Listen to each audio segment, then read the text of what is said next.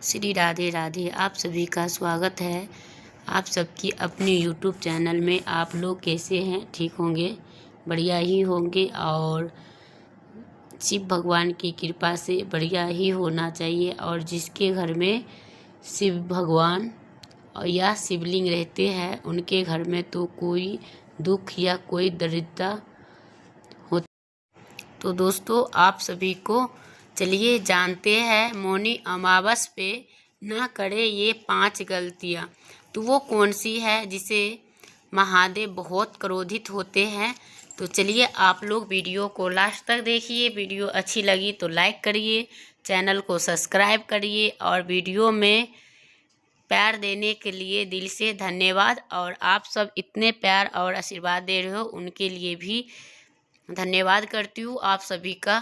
और आप सब चाहो तो और आगे ले जा सकते हो। तो आप सभी जो होते हैं वही अच्छा होता है, जो कि आप लोग के ही थ्रू ये वीडियो शेयर भी किया करो। क्योंकि अगर आपके भलाई से किसी का भलाई हो रहा हो तो इससे बहुत अच्छा होता है।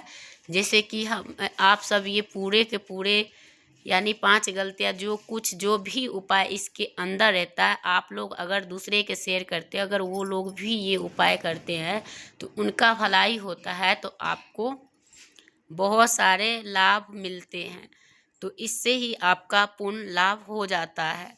तो आपका धर्म यही बनता है कि आप लोग वीडियो को ज़्यादा से ज़्यादा लाइक करिए और शेयर किया करिए कि हमें भी पता चले कि आप लोग शिव परिवार यानी शिव भगवान को कितना चाहते हैं। तो चलिए दोस्तों, आप लोग के मैंने बता दी हूँ। और अगर आप सबको शिव परिवार या शिव भगवान प्रिय होंगे तो ये वीडियो कहीं से स्किप मत करिएगा और वीडियो को लास्ट तक देखना है। तो सबसे पहले अमृत स्नान जो होती है हम किस तरह से कैसे घर पे रह के ही करें, है ना। तो मैंने इससे पहले भी एक वीडियो डाली हुई हूँ इसी चैनल पे, आप लोग सर्च करके देख सकते हो। तो उसमें भी यही है कि आप अगर ब्रह्म मुहूर्त में उठ के और 4:30 बजे से लेके 5:30 बजे तक का ब्रह्म मुहूर्त रहता है, इसमें अगर उठ के आप स्नान ध्यान करते हैं तो बहुत अच्छा है। और जब आपके पास अगर नदी तालाब सरोवर पास में है तो उसमें अगर जाने का है तो आप वहाँ चले जाइएगा, नहीं तो आप अपने घर में भी नहा सकते हैं। उन जल में गंगा जल, तिल, काला तिल अवश्य में डाल के तब स्नान किया करिए। और जब स्नान आप कर रहे हैं तो उन स्नान के दौरान पूजा पाठ और उसमें अक्षत की ज़रूरत होती है। और दोनों टाइम आप दीपक जलाए तो बढ़िया। और आपको अमृत दान का स्नान का पुण्य मिलेंगे। और दान में आप डेली चाहो तो डेली कर सकते हो। अगर आप इकट्ठा एक दिन करना चाहते हो, जिस दिन लास्ट दिन होंगे तो उस दिन भी कर सकते हो। लेकिन हाँ, इस स्नान दान में आपका यही होगा दोस्तों कि आप लोग जैसे स्नान करते हैं तो उस टाइम आपको जो कार्य करना है वो है ये कि आपको सात्विक भोजन लेना है। और आपको अन्य घर का अन्न, पराये अन्न को भोजन नहीं करना है। और आपको अपना ही घर का भोजन, और उस दौरान आप कहीं नहीं जाना है। अगर आप कहीं भी जाते हैं, कहीं किसी का घर का भोजन करते हैं तो फिर आपका व्रत, आपका जो अमृत स्नान है वो खंडित हो जाता है और महादेव जी क्रोधित हो जाते हैं। तो अगर आप शिव भगवान के प्यार और आशीर्वाद चाहते हैं और आप अपने घर में हमेशा खुश और सदैव माता लक्ष्मी के कामना करते हैं, माँ भवानी का, तो आपको ये ज़रूर करना है दोस्तों कि आप उनको, जो आप जानते हैं आप लोग की भी कितना प्रिय होता है इनके लिए मक्खन, जो मक्खन होते हैं वो अगर शिवलिंग के ऊपर इनका लेपन करते हो तो शिव भगवान अत्यधिक प्रसन्न होते हैं और आप जो चाहो वो आप मांग सकते हैं। और जो व्यक्ति दही का लेपन करते हैं यानी शिव भगवान का चढ़ाते हैं तो उनके घर में सुख समृद्धि आती है। तो इस तरह से आप लोग इन अमृत स्नान के दौरान आप सब ये शिवलिंग पे चढ़ा सकते हैं और दान में भी दान भी कर सकते हैं, दही का, दूध का, मक्खन का, तो ये सब भी होते हैं। और अगर आप दूध से करते हैं तो आपके घर में हमेशा हमेशा के लिए से परिवार रहता है और आपके घर में मतलब अन्न धन का कोई कमी नहीं होता है और आपका भंडार हमेशा के लिए भरा रहता है और आपका परिवार खुशहाल जिंदगी जी के यापन करता है। तो यही सब करते हैं। और जो व्यक्ति अगर तेल दान करते हैं तो उनके लिए शिव भगवान और शनि देव भी इतने अत्यधिक मतलब उनसे प्रेम प्रसन्नता करते हैं कि जिनके कोई मतलब शब्द ही नहीं है कि उनके देख के वो कितने प्रसन्न होते हैं। और आप सबको जितने सारे दुख के कष्ट के सामना कर लिए वो तो कर लिए, लेकिन अब आपको ऐसा कष्ट नहीं देखने के लिए मिलेंगे। तो यही है दोस्तों, तो ये ज़रूर करना चाहिए। और उनके साथ साथ आपको ज़्यादा से ज़्यादा ये भी ध्यान रखना है कि उस दौरान आपके घर में कोई भी ऐसा भोजन ना बनाए, जैसे कि सात्विक भोजन के दौरान आपको वही भोजन करना है जितने दिन आप स्नान ध्यान करेंगे। 1 महीना करना चाहो तो 1 महीना, चाहे आप जितने दिन सामर्थ हो उतने ही दिन। लेकिन ये है कि गर्म पानी में कभी भी भूल के ये गलती नहीं करना है कि गर्म पानी करके उसमें गंगा जल डाल दें, फिर ये विष में के समान हो जाता है, विष के समान यही होता है। और अमावस के दिन कौन सा ऐसा 5 काम नहीं करना चाहिए, जैसे कि हमें उस दिन झाड़ू नहीं खरीद के घर में लाना चाहिए दोस्तों, क्योंकि इससे क्या होता है, जो माता लक्ष्मी की बहन है और दरिद्रता माता वो हमारे घर में प्रवेश कर जाती है और उनसे हमारे घर को वो आके तहस नहस कर देती है। और हमारे घर में दरिद्रता के जब निवास होती है तो हमारे घर में कई प्रकार की बीमारियां आती है और कई तरह की लड़ाई झगड़ा बगैर बात विवाद का भी विवाद होता आता है। तो इन चीज़ों से भी बचना चाहिए आपको और ये कार्य नहीं करना चाहिए जिससे आपकी घर में धन की और तरक्की का, बिजनेस का, व्यापार का हो, वही करना चाहिए। और अमावस के दिन आपको जैसे कि कोई लोग दारू शराब मांस मदिरा ये सब भी भोजन करते हैं तो उस दिन इन चीज़ों से भी बचना चाहिए, क्योंकि उस दिन जो है बुरी शक्तियाँ, बुरी आत्मा, नेगेटिव चीज़ ये सब बहुत भटकते रहते हैं, तो कब प्रवेश कर जाता है तो उनसे आपको बचने के लिए इन चीज़ों सब का नहीं करना चाहिए प्रयोग। और उस दिन जैसे कि जो व्यक्ति अमृत स्नान कर रहा हो और या अमावस के दिन, मौनी अमावस के दिन अगर ये बैगन के सब्जी खा लेते हैं तो उनसे भी उनके घर में दरिद्रता के निवास होती है, क्योंकि शंकर जी को आप लोग जानते हो कि जब भोले बाबा का पूजा होता है सावन में तो 1 महीना लोग बैगन नहीं खाते, जो कि हम लोग भी नहीं खाते हैं। तो उसी ऐसे ही इसी तरह से इनमें भी यही होते हैं दोस्तों कि जब अगर आपने अमृत स्नान का या अमावस पे स्नान कर रही है तो आपका बैगन की सब्जियां को दूर रखनी है। और अगर आप तुलसी माता को पूजा याचना कर रही है तो अमावस के दिन तुलसी माता के पत्र ना तोड़े और पूजा करे, थोड़ा दूर से ही कर ले तो अच्छा है, और नहीं तो फिर आपको कोई न कोई बुरा प्रभाव का असर पड़ता है। तो यही सब है। अगर उस दिन आप 3 या 5 दीपक जलाते हैं तो सबसे श्रेष्ठ ये होता है। और वो दीपक कहाँ कहाँ जलाना चाहिए और किस तरह से जलाना होता है और उस दीपक में कौन सी तेल डालना चाहिए या घी डालना चाहिए तो हम ये भी बताएंगे दोस्तों। तो आपको अगर दान करना हो दीप दान तो आपको सबसे पहले आपको अपना घर के मंदिर यानी जो इष्ट कोण होता है उसमें जलाना चाहिए। फिर उनके बाद आपको मुख्य द्वार पर जलाना चाहिए। दूसरा जो किचन में पानी के जो रहता है बर्तन, वहाँ पे आपको थोड़ा सा तिल या चावल, तिल का ही लगाइए तो अच्छा है, ढेरी लगा के उसी तिल पे ये दीपक घी का और गौ माता का घी का होना चाहिए। और नहीं हो उसके बाद आप डब्बा वाला ले आए और उससे भी नहीं हो तो आप तिल के तेल यूज कर सकते हैं, लेकिन हाँ ध्यान रहे कि सरसों तेल का यूज नहीं करना है दोस्तों। ये हो गया। और इनके बाद आपका 3 दीपक तो हो ही चुका है।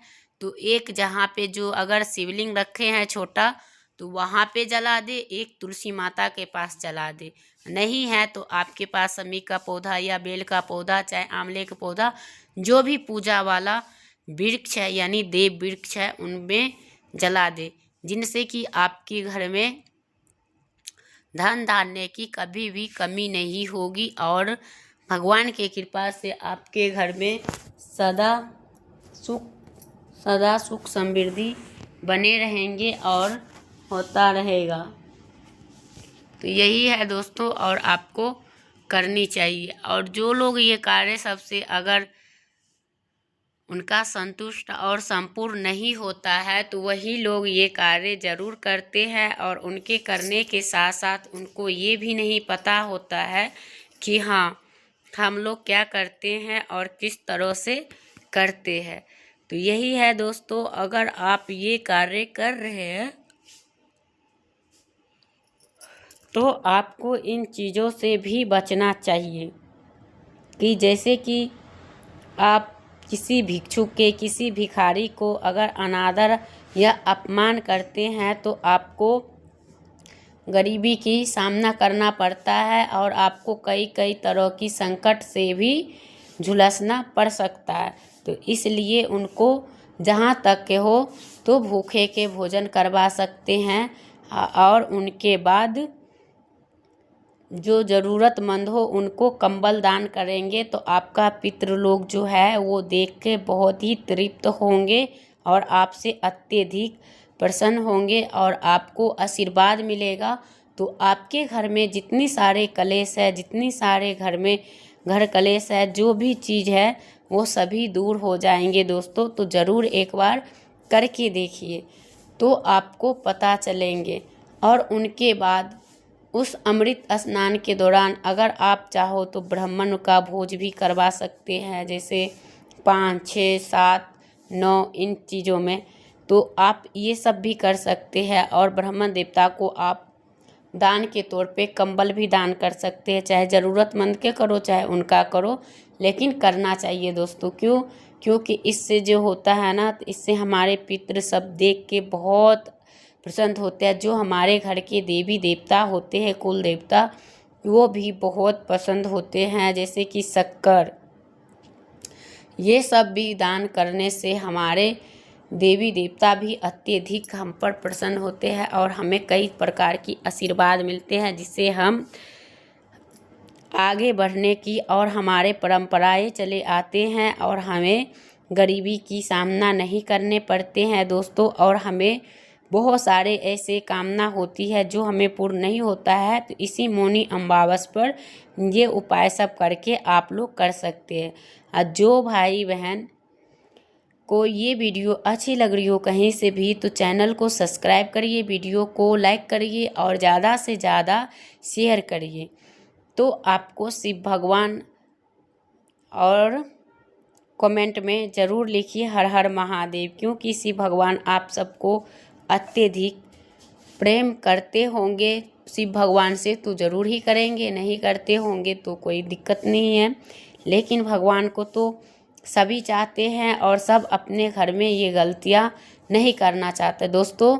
और मैं बता दूं कि अमावस के दिन जैसे कि धारेदार चाकू, जैसे कि आपको बता दूं कि कोई ऐसा भी चीज़, वो चीज़ आपको घर में नहीं रखना चाहिए और नहीं लेके आना चाहिए। उस दिन आपको आटा, नमक, ये सब चीज़ों का भी खरीदना वर्जित है, जिससे कि आपके घर में नुकसान हो तो वो चीज़ नहीं खरीद के लाना चाहिए।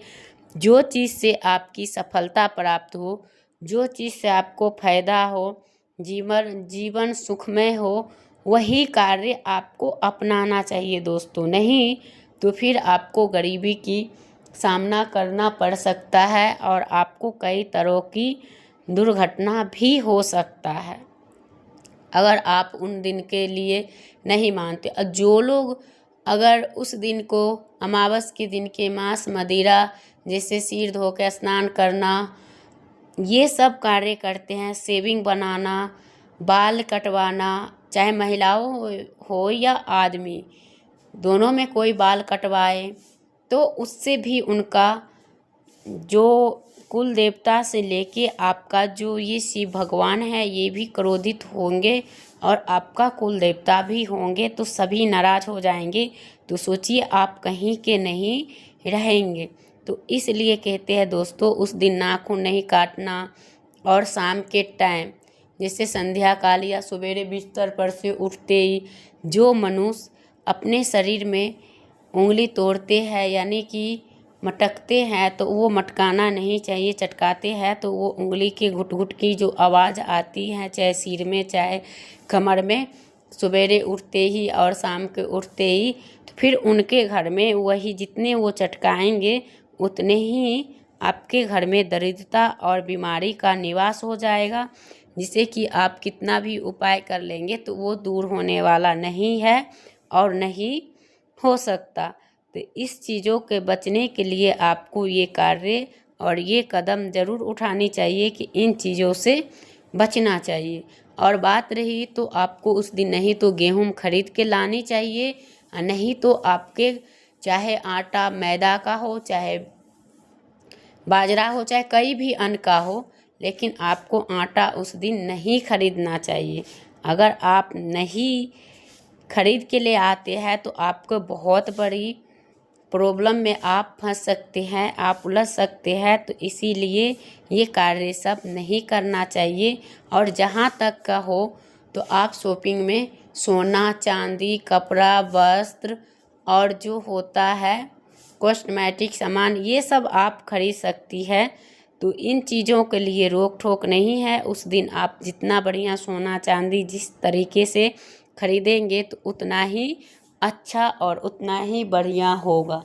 और जो लोग नहीं खरीद पा रहे हैं तो उन लोगों के लिए यही है, तो कोई बात नहीं, जिनका जो सामर्थ्य है वही खरीद सकते हैं, और नहीं है तो कोई नहीं, हमें नहीं खरीदनी है। लेकिन हाँ, जहाँ तक हो सके तो हमें इनका पूर्ण लाभ उठाना चाहिए। तो दोस्तों, इनका शुभ मुहूर्त जो है वो है 5:25 से लेके 6:19 तक शुभ मुहूर्त यही है। और आप लोग इस दौरान अमृत स्नान करना चाहते हैं तो करिए। इसमें बहुत सारे चीज़ों का नियम है कि इसमें पलंग पे नहीं सो सकते, तो इसमें आप जैसे आग जला के तापते हैं ये नहीं तापते। नहाने के बाद उस समय आप सो के उठते हैं तो फिर तो चलिए दोस्तों, मैं करूँगी वीडियो की यहीं पे एंड, फिर मिलती है एक नया वीडियो के साथ। तब तक के लिए श्री राधे।